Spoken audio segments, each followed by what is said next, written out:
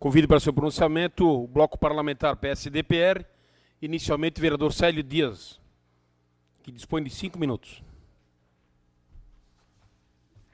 Senhor presidente, senhores vereadores, inicialmente que eu gostaria de parabenizar o vereador Adriano pelo seu pronunciamento. Vereador Adriano, Vossa Excelência está coberto de razão. Inclusive fui questionado esses dias porque fiz a defesa desse programa Mais Médico para o Brasil. E eu falei, olha, criticando os médicos cubanos, eu disse, olha, que eu saiba, não é eu que digo, e nem os cubanos, é a ONU que fala, mortalidade infantil de Cuba é a menor do mundo, é a menor do mundo. Deus queira se nós tivéssemos o mesmo índice de mortalidade infantil que Cuba tem. E as doenças infecto-contagiosas, principalmente a AIDS, está estagnada desde 2002. Para vocês terem ideia, noção. Então, no meu ponto de vista, os médicos cubanos são bem-vindos para esse país. Senhor presidente, também gostaria de parabenizar, vereador, pela coragem, vereador Adriano, na tarde de terça-feira, quando Vossa Excelência aqui fez críticas, né, à atuação, à intervenção do Ministério Público na administração municipal. Nós sabemos que, e sofremos com isso, principalmente, sofrem os moradores de placa amarela. Mas, senhor presidente, eu gostaria aqui de fazer uma menção, inclusive, ao pronunciamento do vereador Jefferson Fores, que colocou na sessão passada, vereador Jefferson, abre aspas, porque pela primeira vez na nossa história, desde quando o doutor Blumenau aportou aqui no Porto, nossa cidade, nós tivemos um prefeito, um ex-prefeito, com os bens disponíveis pela Justiça. Eu não sei se isso é verdade, né? Até porque Vossa Excelência colocou no seu discurso de posse que pela primeira vez na história a polícia entrou dentro de um órgão público municipal, isso não é verdade. Primeira vez na história que entrou foi no Santo Antônio, e não vou aqui precisar dizer também quem era o prefeito na época, mas vou verificar se isso também é verdade. Mas quero colocar aqui, vereador Fábio, também abrir aqui um parênteses.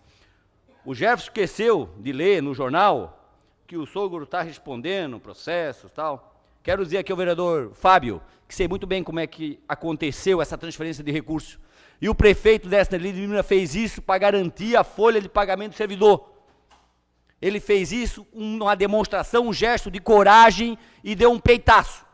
Como acredito também, senhor presidente, senhores vereadores, que o prefeito João Paulo, naquela gravação que foi mostrada nessa sessão, nessa casa, que não houve nenhuma assinatura de contrato retroativo, nada mais fez que dar um peitaço para a obra sair. Infelizmente, hoje a obra está parada. Está parada porque a administração não está tendo coragem de dar um peitaço e fazer a obra acontecer.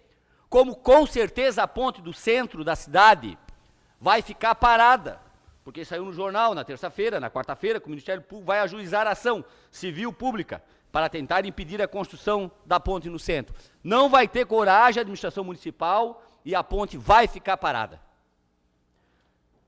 O que me deixa mais indignado é porque, do jeito que as coisas estão andando, muitas vezes a intervenção por parte do Ministério Público, na administração pública,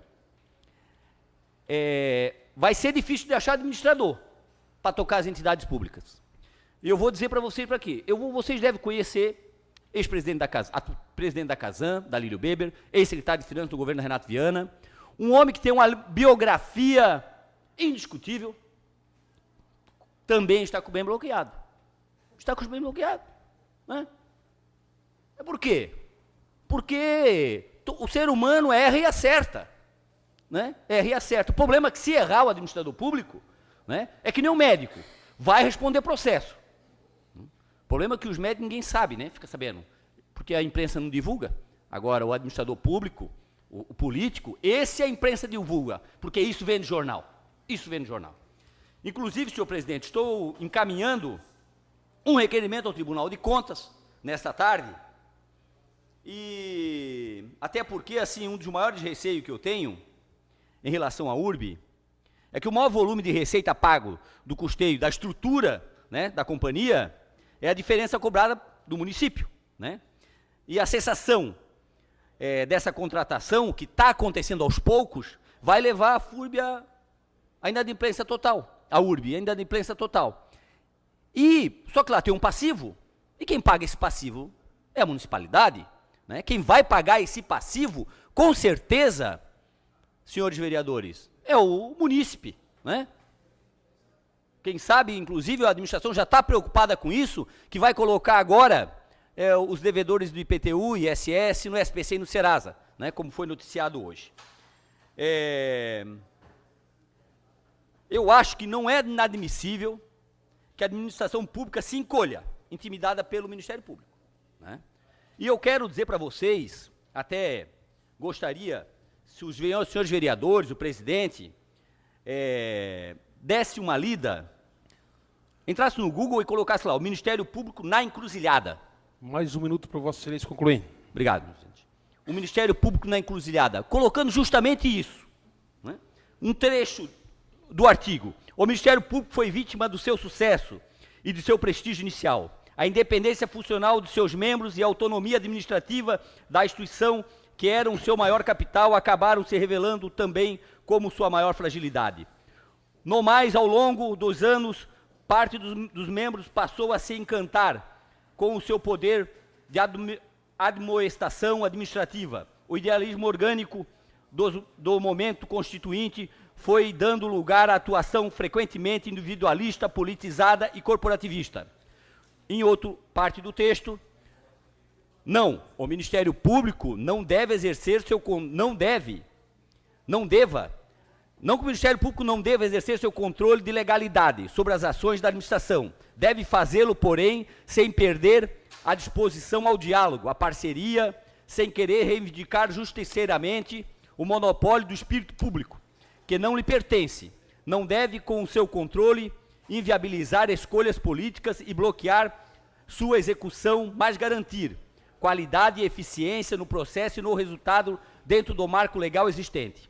Esse artigo é do doutor Eugênio José Guilherme de Aragão, um dos papas